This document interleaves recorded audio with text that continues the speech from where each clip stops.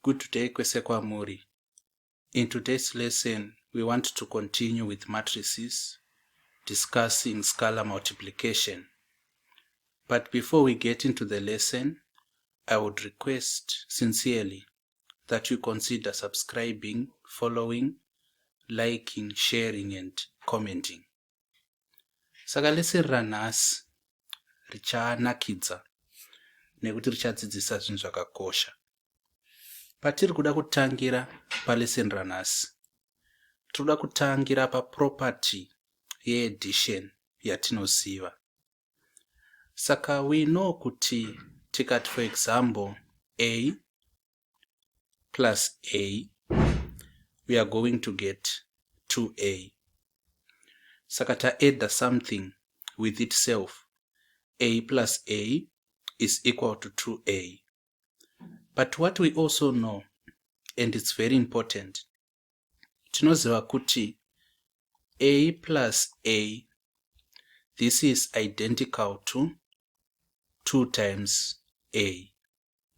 Saka kana tichi-adda zvinhu, adding something with itself, we can replace that addition with multiplication.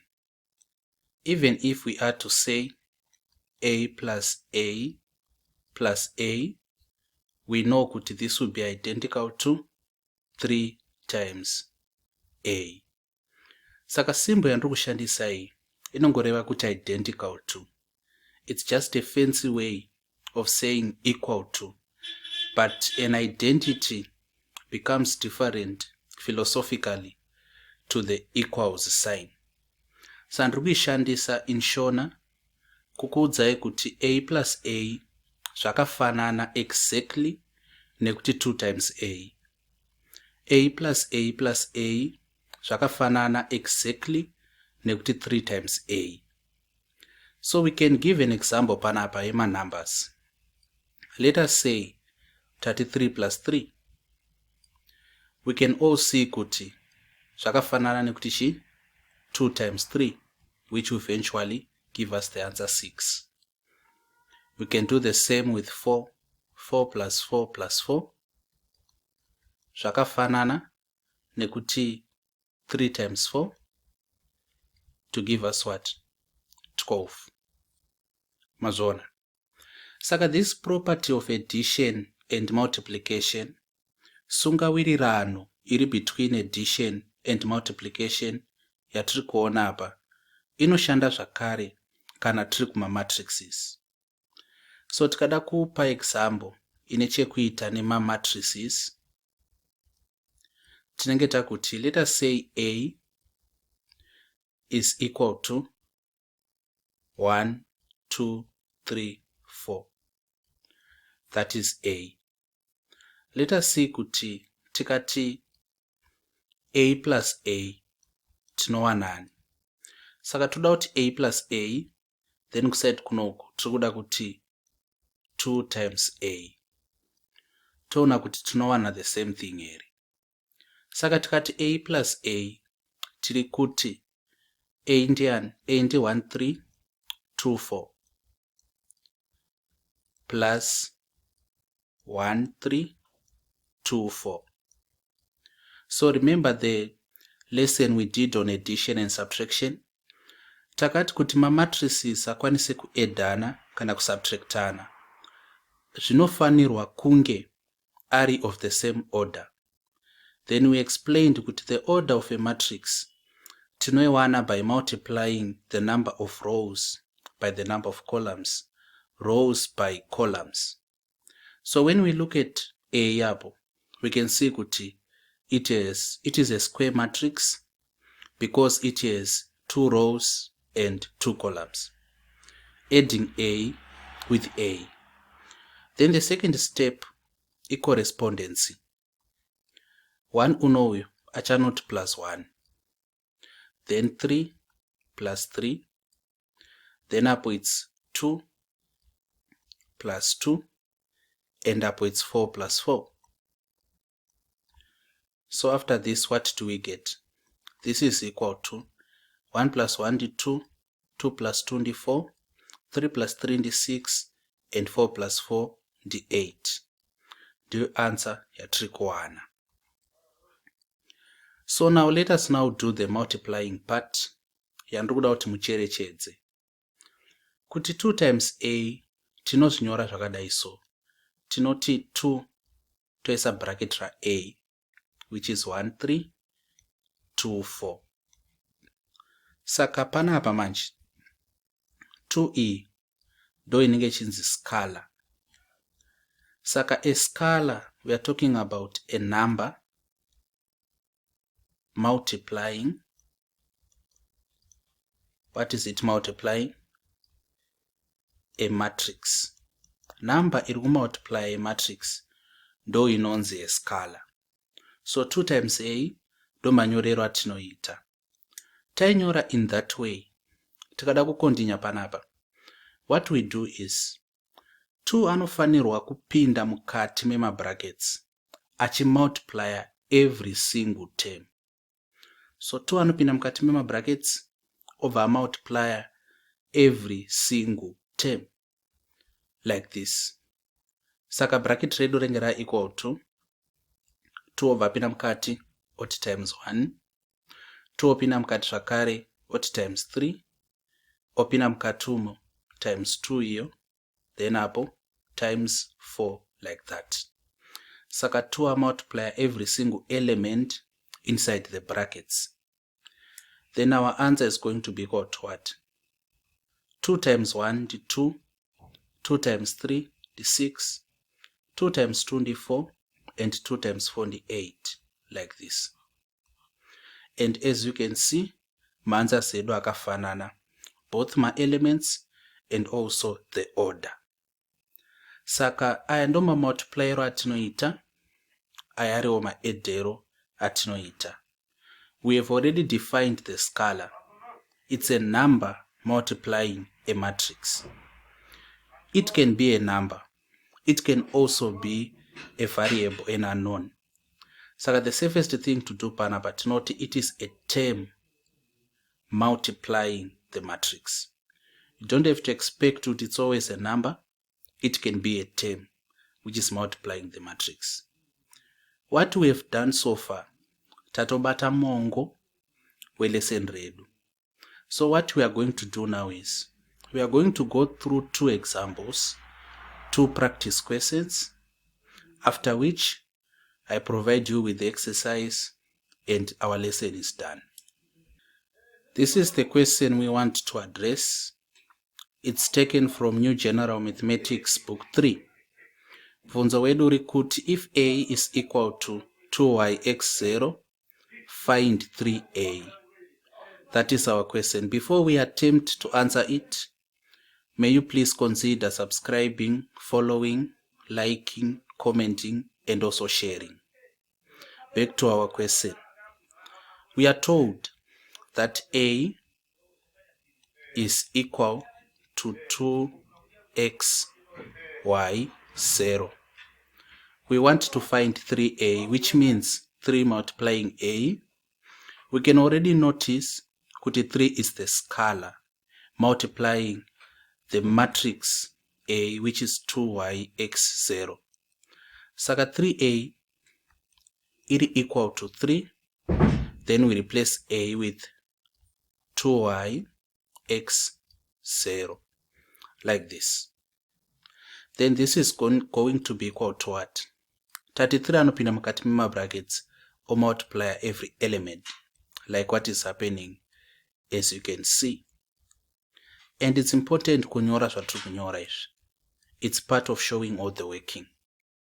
Saka 3 multiplier 2, 3 multiplier y, 3 multiplier x, 3 futa multiplier 0. This is equal to 3 times 2 is 6, 3 times y, 3y, 3 times x is 3x, and 3 times 0 is 0. So this is going to be the final answer. If you want to verify the answer, since we are still learning these concepts, you can see kuti 3a. So I call this a method number 2, even though I would advise kuti muite method number 1. It's more quicker, it's straightforward, it takes you directly to the answer. So 3a is equal to a plus a plus a. So let us try doing that. Zoreva kuti 3a is equal to a into 2y x0 plus 2y x0 plus 2y x0. Let us add by correspondence. We can see that these matrices, they are identical. They are also 2 by 2. They are square matrices. So this will be equal to 2 plus 2 plus 2. Saka 2 plus 2 plus 2. Then we have y plus y plus y. Then to our data say, tuenda kuna x, we have x plus x plus x, then 0 plus 0 plus 0, like that. I think you can already see kuti that is tedious. Basa rakawandisa kuita through this. Plus kana skala yedu ikazowedzera ikava kana kuti 10, it becomes almost impossible kuzviita.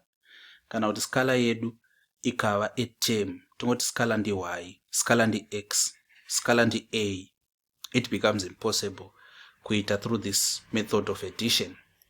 But let us do it to verify our answer. 2 plus 2 plus 2, 2 plus 24, 4 plus 26, y plus y plus y, the 3y, x plus x plus x, the 3x, and of course 0 plus 0 plus 0, the 0. You can also see panapa that our answers are similar. Saka you do it through this method. Method number 2 tangoiita kukuratidzai kuti our answer is accurate and correct. If you have any questions, don't hesitate to ask. You can ask in the comments section, or you can ask me directly on my numbers. Let us go to our second question. This is the practice question we want to attempt. Find x if 54733 minus 21342 is equal to wy x z. We want to find x. But before we get into it, may you please consider subscribing, following, liking, sharing, and commenting. So mawekero tinoita this particular question. Kwanzi 5, then 4733, then it's minus 2, 1342. This is equal to what? Wy x z. Like that. Sangatangeta solver ku left hand side. We see we have this scalar. Inofangwa kupinda mukati me matrix. Kureva kuti rinenge radai so 5 times 4, 5 times 7, 5 times 3, 5 times 3, like this. And kunoku tinosiya minus ari kunze kunoku. Tongopinza 2 chete. And I'm going to show you why tichidaro. I will show you very soon why tichidaro. Saka tasiya minus ari kunze topinza 2 chete kureva kuti chava 2 times 1, 2 times 3, 2 times 4, and 2 times 2. Like that. This is equal to wy x z. So tikada kutamba nayo 5 times 4, 5, 10, 15, 20. 5 times 7, 35. 5 times 3, 15. And 5 times 3, 14, then 15. This is subtracting 2 times 1, 2. 2 times 3, 6. 2 times 4, 8. And 2 times 2, 4. And this is equal to wy x z. So kuti zvive equal, panoshanda correspondence, but we should have the same order ku left as we have ku right. So we still have to simplify ku left hand side to see what we end up with. Saka using correspondence panapa, it will be 20 minus 2 35 minus 6, 15 minus 8, and 15 minus 4. This is equal to WY X Z. Like that. Then toya panapa. 20 minus 2 ndiani? The 18. Ko 35 minus 6 ndiani? The 29. 15 minus 8, 9, 10, 11, 12, 13, 14, 15. Yes, the 7. And 15 minus 4 the 11. This is equal to WY X Z. But kwese inedu tikaidzokera yati find X. Kureva kuti, since kuno kutava ne 2 by 2 matrix, which is equal to a 2 by 2 matrix. Kana kuti in simpler terms, since kuno kutangova ne 1 matrix, uko tine 1 matrix, zvinoreva kuti tichangoyapa kuti X is equal to 7. That's our final answer. You get it? So ndo mawekero atinoita. But let me take you back to this stage. Ndikuratidzei zvandaavoida, zvandanga nchida kukuratidzai. In fact, maybe to make it simpler, rega ndiiweke futi but nichishandisa a method iri a little different from this. So let us do this. And 35 anopinda kamuka 2 or multiply everything like this. Then after tadaro tikati tinongoisa kuti 2 ave iye scala anopinda umu tichisiya minus iri panapa. Kukana tikada kuisa minus 2 yese. Tikada kuisa minus 2 yese mukati me this matrix. So that kuno kunge kwana plus. Then minus 2 you multiply 1. Minus 2 you multiply 3. Minus 2 you multiply 4. And minus 2 you multiply 2. This remains equal to WY X Z. I think you can now see kuti zvatova a little complicated. So dzokerai kumethod yangu yekuti munongobuditsani, munongoita kuti 2 ive iyo the scala minus moisiya iri panapa. Saka iyi inobuda, but pamusana pekuti aizoya ndiri kudzidzisa, I leave it as your task. Ndoda kuti muizame. Ikabuda mondudza kuma comments. Ikaramba kubuda mondudza zvakare kuma comments.